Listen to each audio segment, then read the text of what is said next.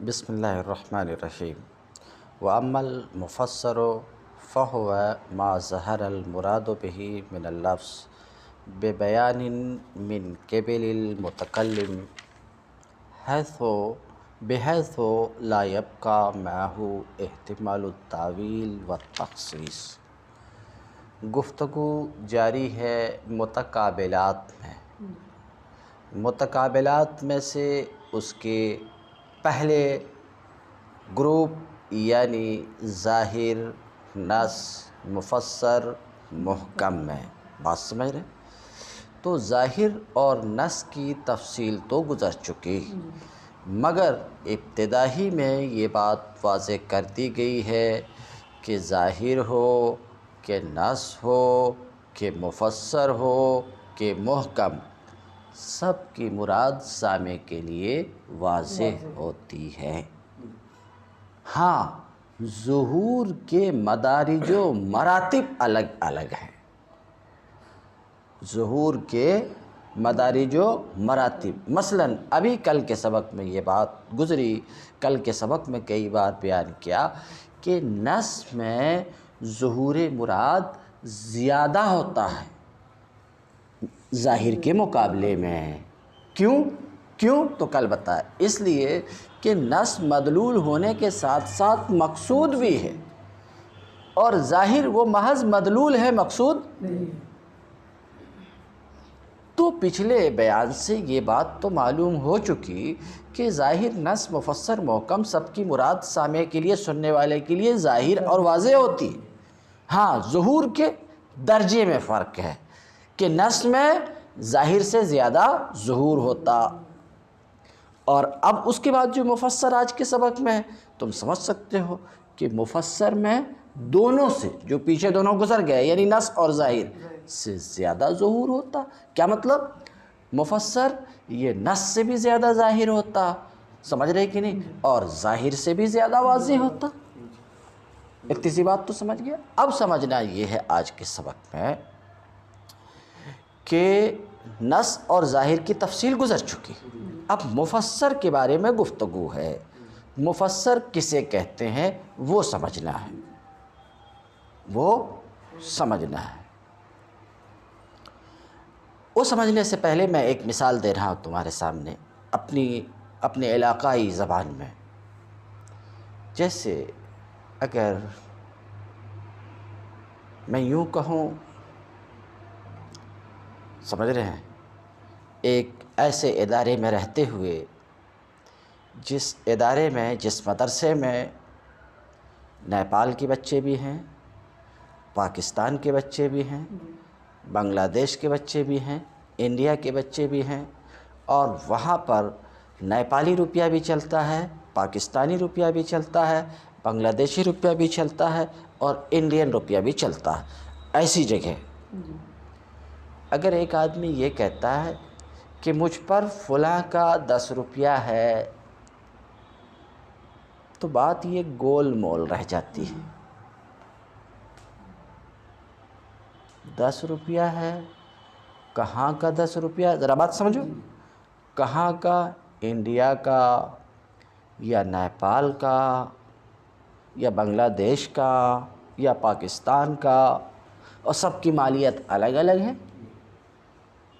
یہی انڈیا کا 1 روپیہ اگر نیپال میں چلا جاتا تو تقریباً 1.5 روپیہ بن جاتا۔ یہاں سے 10,000 روپے اگر نیپال بھیجو گے تو وہاں 15,000 بن جائے گا، وہاں کا 15,000 بن جائے گا۔ تو سب کی مالیت الگ الگ ہے۔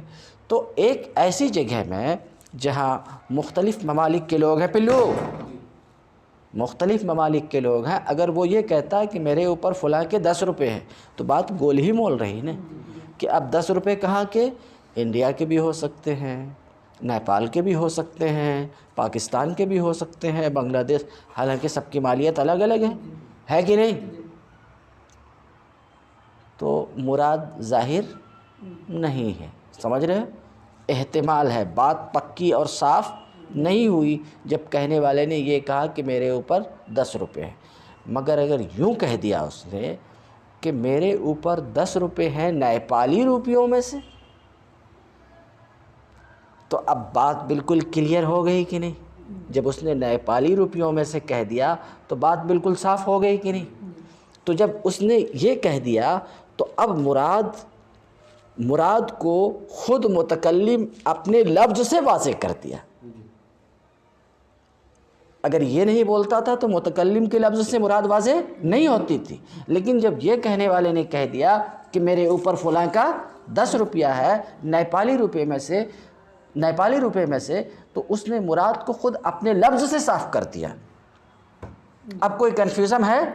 بولو بھائی، اب کوئی شبہ اور شک ہے؟ نہیں۔ تو اب مراد بالکل واضح ہے، اور وہ بھی متکلم کے بیان سے،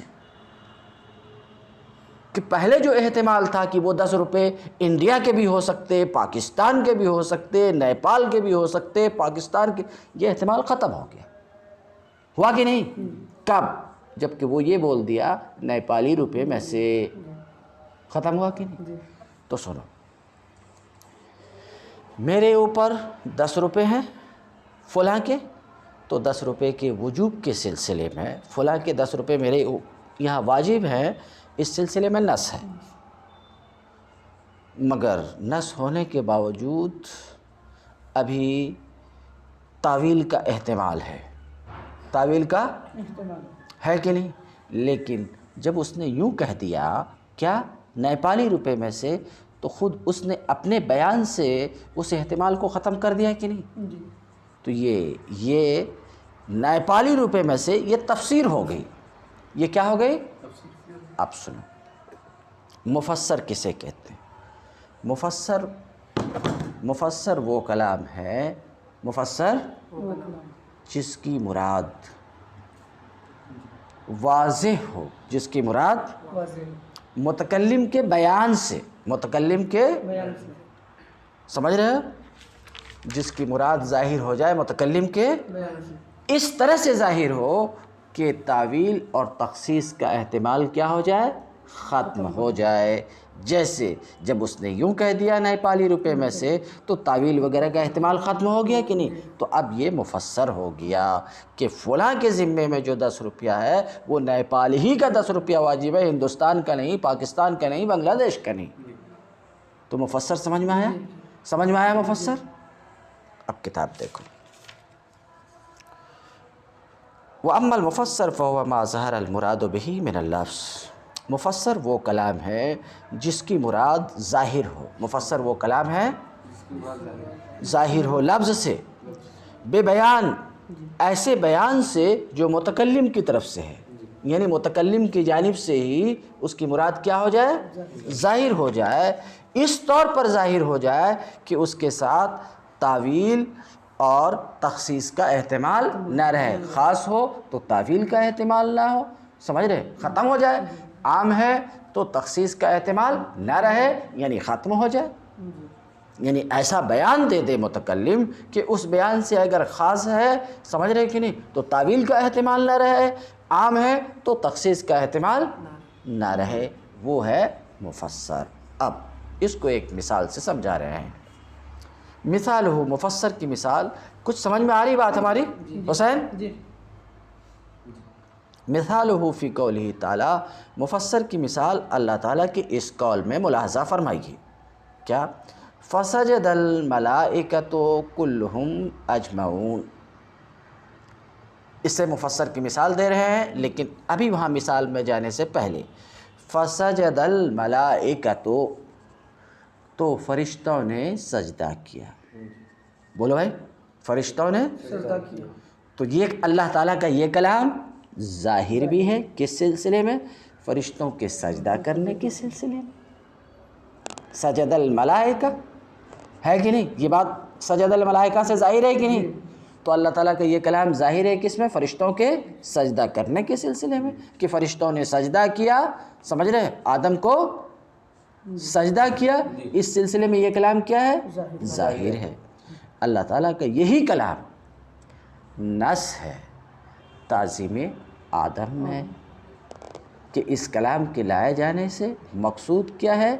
کہ فرشتوں نے آدم کی تعظیم کی، سمجھ رہے ہیں؟ اچھا، اتنی سی بات تو نص اور ظاہر تو سن چکے ہو، وہ ابھی ہمارا مقصد نہیں ہے، ہمارا مقصد مفسر کو سمجھنا۔ مگر اگر اللہ تعالیٰ کا قول صرف اتنا ہی ہوتا فسجد الملائکۃ، تو ملائکہ جمع ہے، ملائک کی جمع ملائکہ، ملائکہ جمع ہے، فرشتوں نے سجدہ کیا، اور جمع یہ عام ہوا کرتی ہے، پیچھے پڑھ چکے ہو، بولو با، سمجھ رہے ہو؟ تو فرشتوں نے سجدہ کیا، اتنی بات جب کہی گئی تو یہاں تخصیص کا احتمال ہو سکتا ہے کہ کچھ فرشتوں نے سجدہ کیا، کیونکہ کئی مرتبہ عام بولا جاتا اس سے کچھ لوگ مراد ہوتے ہیں، سمجھ رہے کہ نہیں؟ تو اگر صرف اتنا ہی قول ہوتا فسجد الملائکہ، تو یہاں پر ملائکہ عام ضرور ہے، مگر تخصیص کا احتمال، سمجھ رہے ہیں، تخصیص کا احتمال ہوتا تو یہاں پر یہ احتمال ہوتا کہ ہو سکتا ہے کہ کچھ فرشتوں نے سجدہ کیا۔ کب؟ جبکہ صرف اتنا ہی ہوتا فسجد الملائکہ، تو تخصیص کا احتمال تھا کہ نہیں؟ مگر جب کہہ دیا کلہم فسجد الملائکۃ کلہم، تو اب تخصیص کا احتمال ختم ہوا کہ نہیں؟ تمام فرشتوں نے، تو کلہم نے تخصیص کے احتمال کو ختم کر دیا کہ نہیں؟ کہ بعض نے نہیں، سب نے، سمجھ رہے؟ تو تخصیص کے احتمال کو ختم کیا کہ نہیں؟ تو اتنا جب اور بڑھ گیا کلہم، تو یہ کلہم نے بڑھ کر کے کیا کیا؟ پہلے جو تخصیص کا احتمال تھا، دروازہ کھلا ہوا تھا، اس دروازے کو لاک لگا دیا، تخصیص کے دروازے کو بند کر دیا، کیا کہ نہیں؟ اب کتنی سی عبارت ہوگی؟ فسجد الملائکۃ کلہم، تمام فرشتوں نے سجدہ کیا، کلہم آ کر کے تخصیص کے دروازے کو تو بند کیا، مگر ابھی بھی تاویل کی گنجائش ہے۔ کیا تاویل کی؟ ہاں، سب فرشتوں نے سجدہ کیا تو ہو سکتا ہے کہ الگ الگ کیے ہوں، ہو سکتا ہے الگ الگ کیے ہوں، سمجھ رہے کہ نہیں؟ مثلا 1,00,000 فرشتے ہیں تو 10,000 ایک بار کر لیے، پھر 20,000 کر لیے، پھر 30,000 کر لیے، پھر 50,000 کر، مثلا مثال کے طور پر، تو یہ احتمال ہے کہ نہیں؟ اتنا کہنے کے بعد بھی فسجد الملائکۃ کلہم کہنے کے بعد بھی احتمال ہے کہ نہیں؟ کلہم نہیں تھا تو تخصیص کا احتمال باقی، کلہم آ گیا تو بھی تاویل کا احتمال باقی، ہو سکتا ہے کہ سب نے ایک ساتھ سجدہ نہیں کیا ہو۔ مگر جب یہ اللہ رب العزت نے اجمعون کو بڑھا دیا اور یوں فرمایا فسجد الملائکۃ کلہم اجمعون، تو اب اس اجمعون نے کیا کر دیا؟ تخصیص، تاویل سب کو ختم کر دیا، سب کے احتمال کو ختم کر دیا کہ تمام فرشتوں نے سجدہ کیا اور ایک ساتھ سجدہ کیا۔ تو اب یہ تمام فرشتوں کے ایک ساتھ سجدہ کرنے میں یہ کیا ہے؟ مفسر ہے، سمجھ رہے ہیں؟ تو تمام فرشتوں نے ایک ساتھ سجدہ کیا، سمجھ رہے ہیں؟ یہ بات خود متکلم کے بیان سے ظاہر ہے۔ اتنا سمجھ میں آیا؟ اتنا سمجھ میں آیا؟ اب دیکھو مفسر کی مثال اللہ تعالیٰ کے قول فسجد الملائکۃ کلہم اجمعون میں، ٹھیک ہے؟ فاسم الملائکہ، تو ملائکہ کا نام جو سجد الملائکۃ میں ملائکہ کا نام ہے کہ نہیں؟ ملائکہ کا نام ظاہر ہے عموم میں، ظاہر ہے کس میں؟ عموم میں، مگر یہ کہ تخصیص کا احتمال قائم ہے، میں بتا چکا، تقریر کر چکا، تخصیص کا احتمال کہ ہو سکتا ہے کہ بعض فرشتوں نے سجدہ کیا، تخصیص کا احتمال قائم ہے، تو تخصیص کا دروازہ بند ہو گیا اللہ تعالیٰ کے قول کلہم سے، کہ جب اللہ تعالیٰ نے کلہم فرمایا تو اب تخصیص کا دروازہ بند ہو گیا کہ نہیں؟ کہ بعض نے نہیں، سب نے، سمجھ میں بات آئی؟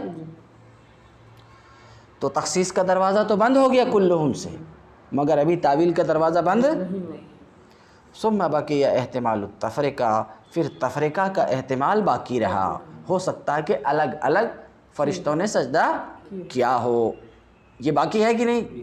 کہتے ہیں سجدے میں تفرقہ کا احتمال باقی رہا، فانصد باب التاویل، سمجھ رہے ہیں؟ باقی رہا کہ نہیں؟ مگر یہ تعویل کا دروازہ بھی بند ہو گیا اللہ تعالیٰ کے قول اجمعون سے، اللہ تعالیٰ کے قول اجمعون سے۔ بات سمجھ میں آ گئی؟ سمجھ کے آگے بڑھے ہیں؟ اب یہی مثال جو مفسر کی آپ کو ایک آیت سے سمجھائی گئی، ایک دوسرے حکم شرعی سے یہ بات آپ کو سمجھائی جا رہی ہے۔ سمجھ رہے ہیں؟ ایک آدمی نے مثلاً یوں کہا تزوجت فلانتن، تزوجت میں نے فلاں عورت سے تزوج کیا۔ ابھی میں اس کا معنی بتاتا ہوں۔ تو یہ کلام متع پہلے بتا چکا ہوں کہ متع کس چیز کا نام ہے، سمجھ رہے ہو؟ تو متع میں یہ کلام ظاہر ہے کہ ہو سکتا ہے کہ لفظ تزوج بولا ہو اور اس سے نکاح مراد نہ ہو، اس کی مراد متع ہو۔ اس کی مراد کیا ہو؟ کیا مراد ہو؟ اس سے متع مراد ہو۔ مگر جب آگے اتنا کہہ دیا تزوج تو یہ پوائنٹ سنو، تزوج تو فلانتن، سمجھ رہے ہیں؟ فلانتن الی ثلاثۃ اشہر، الی ثلاثۃ بکذا درہم، ب500 درہم۔ جب اس نے اتنا کہہ دیا کہ میں نے فلانا سے تزوج کیا 500 درہم میں، 500 روپے میں بول دیتے ہیں ہم، 500 روپے میں 3 مہینے کے لیے۔ کتنے؟ 3 مہینے۔ تو اب جب اس نے 3 مہینے کہہ دیا تو یہ متع میں کیا ہو گیا؟ مفسر ہو گیا، کیونکہ نکاح موقت نہیں ہوتا، مخصوص وقت کے لیے نہیں ہوتا، ہمیشہ کے لیے ہوتا۔ سمجھ رہے ہو؟ اتنی سی بات سمجھ میں آئی؟ تو جب یہ کہہ دیا 3 مہینے کے لیے یا 3 دن کے لیے یا اتنے دن کے لیے، تو متکلم کی طرف سے بیان آ گیا ہے کہ نہیں؟ چھٹا دو یہاں دیکھو آگے، وفی الشرعیات، اور احکام شرعیہ میں جب کہنے والے نے کہا تزوجت فلانتن شہرا بکذا، میں نے فلانا عورت سے تزوج کیا 1 مہینے کے لیے، بکذا اتنے روپے میں، اتنے روپے میں، تو قائل کا قول تزوج تو یہ ظاہر ہے نکاح میں، کس ظاہر ہے؟ نکاح میں، مگر یہ کہ متع کا احتمال بھی قائم ہے، کیونکہ نکاح متع بھی تزوج کے لفظ سے ہوتا ہے، تو متع کا احتمال کیا ہے؟ قائم۔ متع سمجھ رہے ہو کہ نہیں؟ کہ میں سمجھاؤں متع؟ تھوڑا سمجھ لیجیے۔ تو بولنا نہیں سمجھ رہے ہو تو متع، متع کو اگر سمجھنا ہے تو یوں سمجھو ابھی کہ یہ حیدرآباد شہر ایک ہے، بمبئی شہر ہے، پہلے بہت زیادہ، اب بھی عرب کے شیخ آتے ہیں، کہاں؟ حیدرآباد میں، اور کیا کرتے ہیں؟ پیسے بہت ہوتے ہیں ان کو، کسی عورت سے نکاح کرتے ہیں، سمجھ رہے؟ تو آپ ذرا سا شرعی طریقے سے کی پابندی بھی کر لیتے ہیں، مگر بہت ایسا کرتے ہیں کہ نکاح کر لیتے ہیں کتنے دن کے لیے؟ جتنے دن اس کو رہنا، 10 دن، 15 دن، 1 مہینہ، 1 مہینے کے لیے نکاح کر لیتے ہیں کچھ پیسے کے عوض۔ تو یہ نکاح نہیں ہے، یہ کیا ہے؟ متع ہے۔ وقت باندھ دیا تو یہ نکاح نہیں ہے، متع ہے۔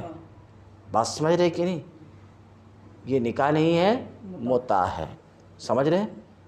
یعنی فائدہ اٹھانا، فائدہ اٹھانا کس کے ذریعے؟ پیسہ کے بدلے مخصوص وقت کو متعین کر کے، وقت کی تعین کے ساتھ، یہی متع ہے۔ یہ جائز؟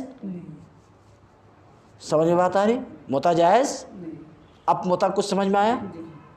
تو کہنے والے کا یہ قول تزوجت فلانتن، نکاح میں ظاہر ہے جی مگر متع کا بھی احتمال ہے، کیونکہ متع بھی تزوج تو کے لفظ سے ہوتا ہے، جی تو ہو سکتا ہے کہ متکلم کی مراد اس سے کیا ہو، متع ہو۔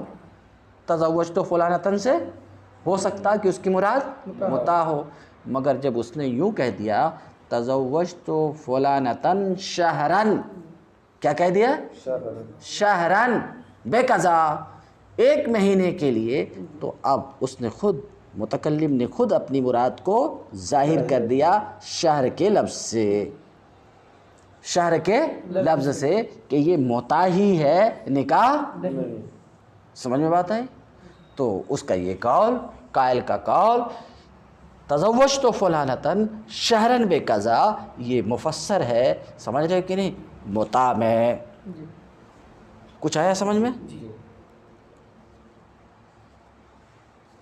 پھر سے دیکھو، مفسر کی مثال احکام شرعیہ میں جب کہنے والے نے کہا کہ تزوج تو فلانتن شہرن بے قضا، میں نے فلاں عورت سے تزوج کیا، سمجھ رہے کہ نہیں، یا نکاح کیا 1 مہینے کے لیے بے قضا، اتنے کے بدلے میں، اتنے درہم کے بدلے میں، یا اتنے روپے کے بدلے میں، تو قائل کا قول تزوج تو یہ ظاہر ہے نکاح میں، یہ ظاہر ہے کس میں، نکاح میں، مگر یہ کہ متع کا احتمال بھی قائم ہے۔ کیوں متع کا احتمال؟ اس لیے کہ متع بھی لفظ تزوج تو سے واقع ہوتا ہے، سمجھ رہے کہ نہیں، تو متع کا احتمال بھی قائم ہے، مگر قائل کے قول شہرن سے، قائل کا قول شہرن نے متکلم کے مراد کی تفسیر کر دی، شہرن نے متکلم کی مراد کی تفسیر کی، متکلم کی مراد کیا ہے، متع ہی ہے، متکلم کی مراد، کیونکہ متع معین وقت کے لیے ہوتا اور نکاح ہمیشہ کے لیے ہوتا، معین وقت کے لیے نہیں ہوتا۔ تو شہرن نے مراد کی تفسیر کر دی کہ متکلم کی مراد کیا ہے، متع ہی ہے، سمجھ رہے ہیں کہ نہیں، اس سے متکلم کی مراد متع ہے، نکاح نہیں ہے۔ فقلنا، تو ہم قائل ہوئے کہ یہ متع ہے، لیس بنکاح، نکاح نہیں ہے۔